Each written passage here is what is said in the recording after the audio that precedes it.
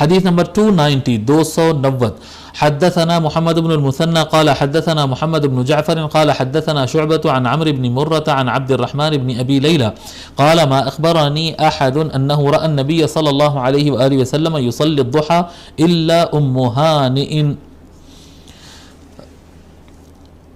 حضرت عبد الرحمن بن ابی لیلہ کہتے ہیں کہ مجھے کسی نے نبی اکرم صلی اللہ علیہ وآلہ وسلم میں سے کو دیکھنے والوں میں سے، سرکار کو دیکھنے والوں میں سے مجھے کسی نے بھی نہیں بتایا کہ نبی اکرم صلی اللہ علیہ وآلہ وسلم چاشت کی نماز پڑھتے تھے سوائے ام ہانی کے.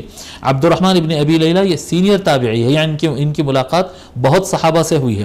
یہ کہتے ہیں کہ مجھے کسی نے نہیں بتایا کہ سرکار چاشت کی نماز پڑھتے تھے، صلاۃ الضحیٰ، ضحیٰ کی نماز پڑھتے تھے آقا صلی اللہ علیہ وآلہ وسلم سوائے ام ہانی. ام ہانی کون ہے؟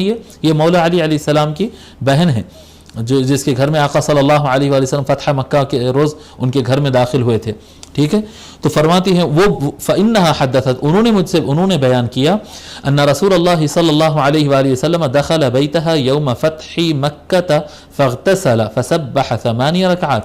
اس دن انہوں نے بتایا، ام ہانی رضی اللہ عنہ نے بتایا کہ فتح مکہ کے روز حضور صلی اللہ علیہ وآلہ وسلم کیونکہ بڑا مارچ کر کے آئے تھے اور داخل ہوئے تھے مکہ میں، تو آقا صلی اللہ علیہ وآلہ وسلم اپنی بہن ام ہانی کے گھر میں داخل ہوئے اور داخل ہو کر پانی نہائے.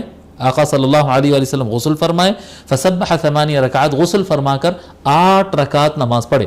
دیکھو پہلی روایت 4 رکعت کی تھی، اس کے بعد 6 رکعت کی آئی، اب 8 رکعت کی آئی. آقا صلی اللہ علیہ وآلہ وسلم 8 رکعت نماز پڑھے. ما رأیتہ صلی اللہ علیہ وآلہ وسلم صلی صلاة قط اخف منها. ام ہانی رضی اللہ عنہ کہتی ہیں کہ 8 رکعت سرکار پڑھے، لیکن اتنی ہلکی پھلکی نماز سرکار کو پڑھتے ہوئے میں کبھی نہیں دیکھی. 8 رکعت پڑھے، بالکل شارٹ اینڈ سویٹ، بالکل مختصر تلاوت کے ساتھ ہلکے پھلکے 8 رکعت پڑھے. اتنی ہلکی پھلکی اور اتنی مختصر نماز پڑھتے ہوئے میں حضور کو کسی اور وقت نہیں دیکھی تھی. غیر انہ کان یتم الرکوع والسجود. نماز ہلکی پھلکی اور مختصر پڑھ رہے ہیں، اسے کوئی یہ نہ سمجھ لے کہ جیسا ہمارے پاس لوگ کرتے ہیں نا کہ سجدہ پورا نہیں کرے اڑ گئے، اور قومہ پورا رکوع میں سے ایسا اٹھے پورا اٹھے نہیں اٹھے سجدے میں چلے گئے. نہیں، ایسا نہیں.